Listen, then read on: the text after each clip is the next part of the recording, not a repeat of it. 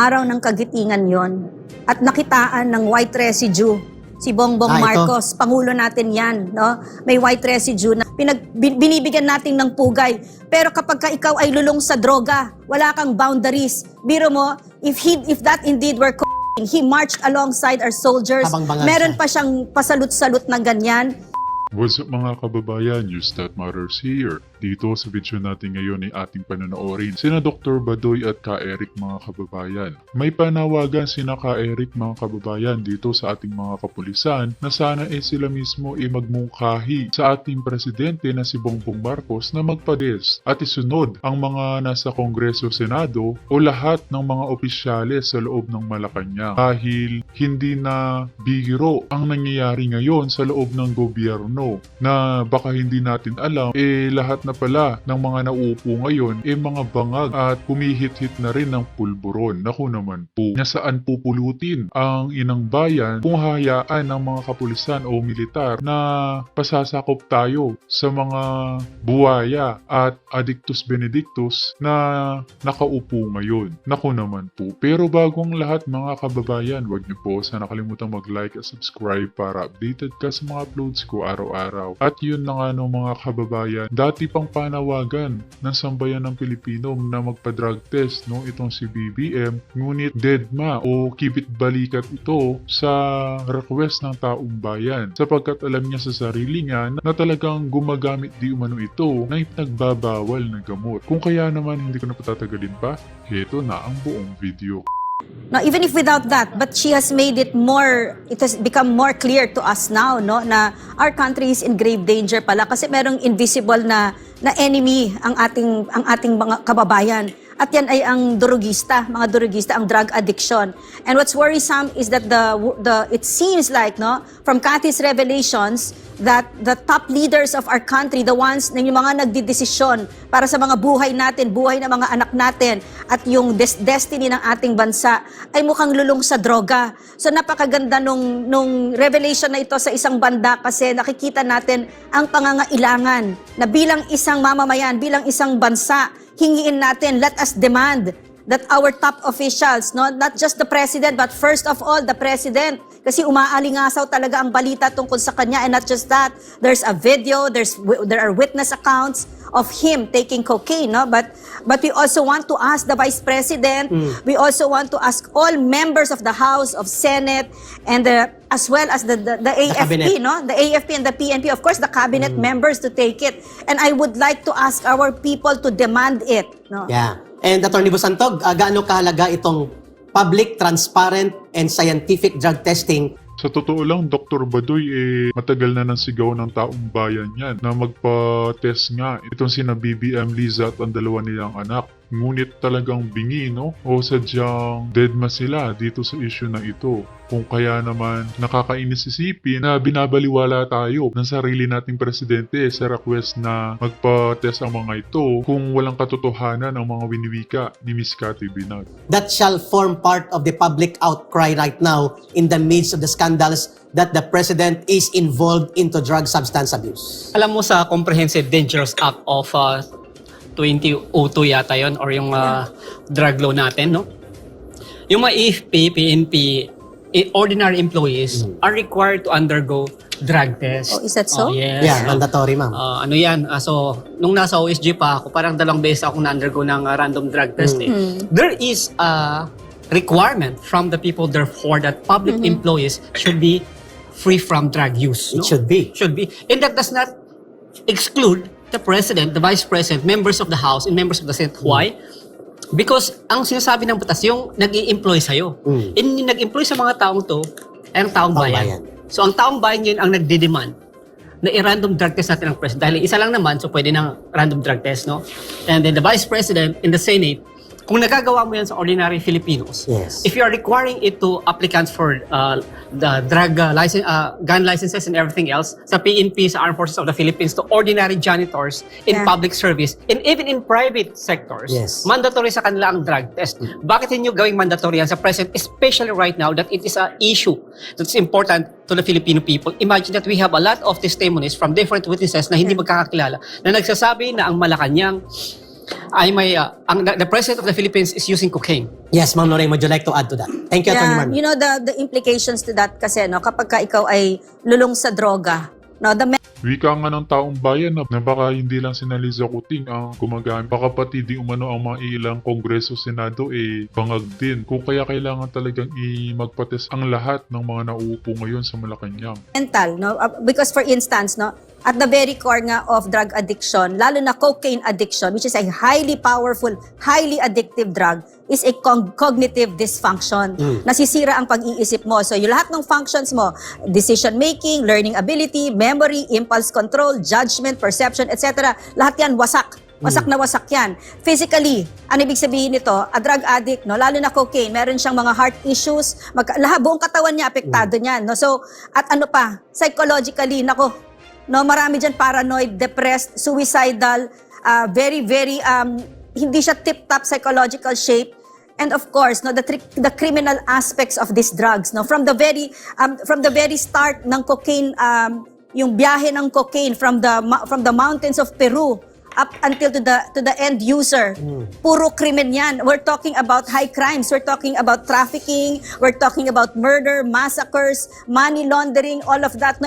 And what are the implications when the officials are themselves users, no? And not only that, but lulong sa droga. What are the implications? Of course, they're going to protect that drug trade. Yeah. No? So yun yung nakakatakot, which is why we should demand as a people to make sure that all our top officials are not drug addicts. Sa loob po ng 6 na buwan, mga kababayan, matapos po binulgar ni former President Rodrigo Duterte that Marcos Jr. as the president currently is into drug abuse, ang naging kondukta at sagot lamang ni Marcos Jr. at ng Malacanang pinagtatawanan, kibit-balikat, at Nakabibinging katahimikan. nakabibinging katahimikan. Ang kanyang taktika, ignore and deny. Pag nag-ignore ka, ibig sabihin ay ina-admit mo yan. In essence, na hindi mo pinasusubalian at pinasisinungalingan, totoo yung mga seryosong aligasyon dahil hindi mo nire-refute at hindi ka nagsasagawa ng credible public statement na magsasagawa ng isang masusing pagbangga at pagsawalang bahala o pagsawalang tama doon sa ginagawang akusasyon at mga allegations against you. So ignoring the fact of allegations and complaints against you is admission na ito'y may katotohanan. Pangalawa, denying. Ang pagdi-deny at pag-iwas ay isang palatandaan din po na ikaw ay nangangahulugang mayroong kinikimkim na guilt o pananagutan kaya ayaw mong harapin. Kaya ang drug testing, gaano ba naman ito ang isang oras sa luneta? Maglinya po ang presidente, vice-presidente, pangunahan niya. Then ang lahat ng kabinete niya, lahat ng members ng House of Representatives, lahat ng Senate members, ng mga senador natin, sasaksihan ng taong bayan sa luneta. How hard would it be if the president does not have any baggage of guilt and hindi siya nag-aalangan na i-confront ito? Yun ang punto ni Ma'am Lorraine. Kasi hindi ito usapin ng personal choice niya lang natanggapin ang hamon, kundi ito ay panawagan ng buong mamamayan sapagkat nakasalalay dito ang kanyang pag-dispose at pag-discharge ng functions ng pagka-presidente na may epekto sa 110 million na buhay ng mga Pilipino. Yes, Attorney Basanto. Unang-una, bakit kailangan nating magdemanda ng drug test? To make sure that the Malacanang is a drug-free workplace. Because in the first place, the PNP in the Armed Forces of the Philippines cannot execute yung pag-aresto, pag-implement ng ating drug laws. Kung hindi mo isi-secure na ang Malacanang mismo ay drug-free. Wala kang karapatang mag-aresto, wala kang karapatang mag-bypass. You don't have the credibility and the right to investigate the ordinary Filipino people in the use of drugs. Kung yung Malacanang mismo, you cannot even secure and affirm to the Filipino people that's a drug-free workplace. Klaro. Ma'am Lorraine, would you like to add before natin puntan itong ulat talakayan? The footage kasi kanina that you were showing, no? Araw ng kagitingan yon at nakitaan ng white residue. Si Bongbong Marcos, Pangulo natin yan, no? May white residue na very common yan sa mga cocaine users. April yata ito. April 9, araw ng kagitingan. Yung araw na binibigyan natin ng pugay, pagpupugay ang ating mga totoong mga bayani, mga sundalo, mga kapulisan, men and women in uniform. No, hindi lang itong panahon na ito, kundi for all time. Lahat ng bayaning Pilipino, binibigyan natin ng pugay. Pero kapag ikaw ay lulong sa droga, wala kang boundaries. Biro mo, if that indeed were cocaine, he marched alongside our soldiers. Habang bangag Meron siya. pa siyang pasalut-salut na ganyan. Yung pala, nag-snort pala siya no, before nangyari. And if we were to put it together with what the usual practice of cocaine addicts are, every so often they load up. No? Ano mang kabastusan ito? Ano mang kabastusan itong ginagawa ninyo? I come from the military community, no? So we have really buried our closest friends, men and women who gave their lives willingly for our country. Tapos ang haharap dyan ay isang pangulong bangag na binastos pa ang araw ng kagitingan. Yes. So actually for me, no, Eric, Attorney Basantog at mga kababayan, this is really not a test for Bongbong Marcos because I don't think he will let go of power. This is a test for the Filipino people.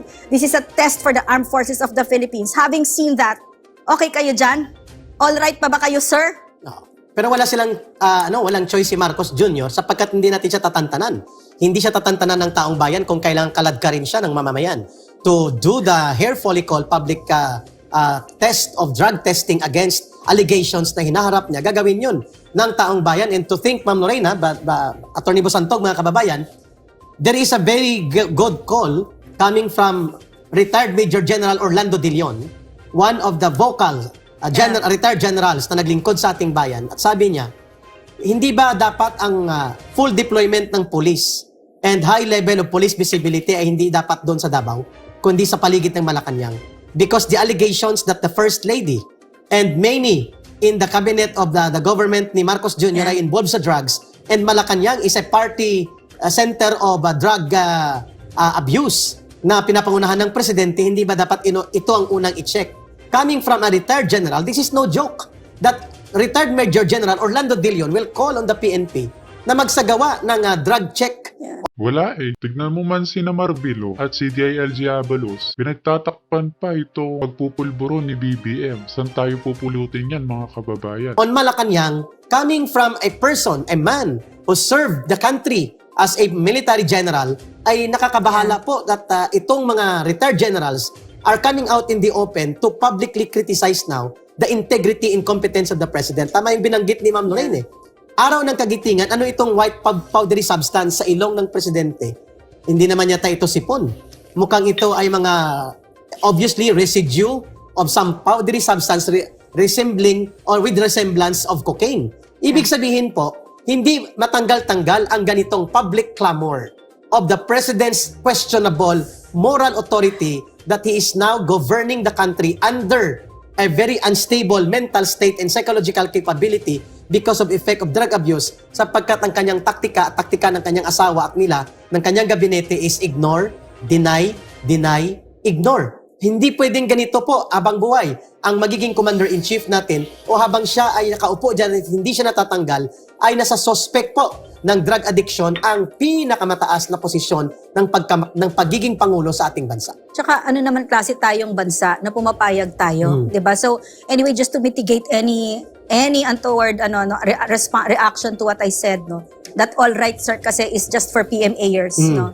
And it's a question to their integrity. I'm not a PMAer. I've never had that illusion, never had any desire to be a PMAer. Married to one, but I never made sausaw, no. I have my own career and all that. But that to me is a question that ordinary citizens are asking the AFP. Are you still okay with this? Yes. Where is your Yes, kasi- integrity? Are you still okay with this, Yeah. di ba? And how important would that be, Attorney Bosanto? Yes.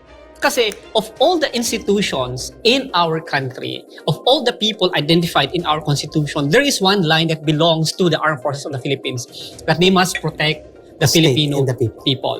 So, Yeah. yun lang ang tanong sa amin. Tayo pa ba ay ginagawang ating mandato na protektahan ang ating mahal na Pilipino at ang mahal na Pilipinas? Because you have that burden and responsibility, but most of all, that is the privilege that was given to you under the Constitution. So ang tanong pa natin sa Armed Forces of the Philippines, are you still protecting the Filipino people? May Ayun. I just quote from Section 3, Article 2 of our Constitution. The Armed Forces of the Philippines is the protector of the people and of the state. Its goal is to secure the sovereignty of the state and the integrity of the national territory. So, with a president like that, diba, you are putting your country in grave danger. Yun. We've already seen it in these 2 years that he has sat in office, no. You know, when Kathy gave that expose, no, a lot of things suddenly made sense. Yeah. Especially backstage sa amin dito kasi marami din siyang sinabing mga pangalan, no. My God. At pupuntahan Cabinet natin yan. level. Yes. My God. No? Oh, sige. Saka, we are not requesting the Armed Forces of the Philippines to magkakodita. Itanong lang nila sa chief nila, sa ano yung commander-in-chief nila na magkaroon ng drug test. How hard can that be? Yeah. That's all. And that is not an illegal thing to do because the president is the first to do public revelation ng kanyang sariling kalagayan sa kanyang kalusugan. Pupuntahan po namin yan. Eric, pasingit lang. Last singit lang, no? Sige. That's why we would like to ask from the President all the way to the Vice President, to the Cabinet members, to the Senate and Congress and the AFP, etc., diba, to have a drug test. And if the President will not start it, maybe the Vice President Yes. can do it as the leader of our country. No? And we will join. Kami dito sa nag-a-anchor sa Yeah. Pilipinas nating mahal will join. Gladly. Saan Oo. kukuha ng buhok mo, Eric? Ako sa blood test, lahat. Sa kuko, pwede Sa naman sa kuko, kuko. pwede. DNA type. Kilikili mo. DNA type, no? Pwede po kaming pumunta anytime. We're very open We for will that. join. We will join We the will Vice join President. publicly. The Vice President. Yes. Because Saan natin gaganapin sa Luneta? Oo. Let's do it. And, Let's do it. and there is now a call, before itong balita ng mga retired generals sa Ma'am Lorraine at mga PMA alumni Atty. Busantog, Yeah. there is now a call that there will be a caravan for signature campaign to subject Marcos Jr. to impeachment sa Yeah. Congress. At mayroon yatang 2 congressman na nag-volunteer, hindi ko man naman babanggitin. Ulitin ko there is now a group na nagsasagawa ng nationwide caravan for signature campaign by the Filipino people to not only subject the President and his cabinet, the Senate and Congress and the Vice President to the hair follicle public and transparent scientific drug testing immediately, but rather also to call on Congress for the initiation of impeachment trial, impeachment complaint and trial against the President to remove him from office for betrayal of public trust and culpable violation of the Constitution. Thank you for this information. The caravan will start on Wednesday. This is a nationwide impeachment call against Marcos Jr.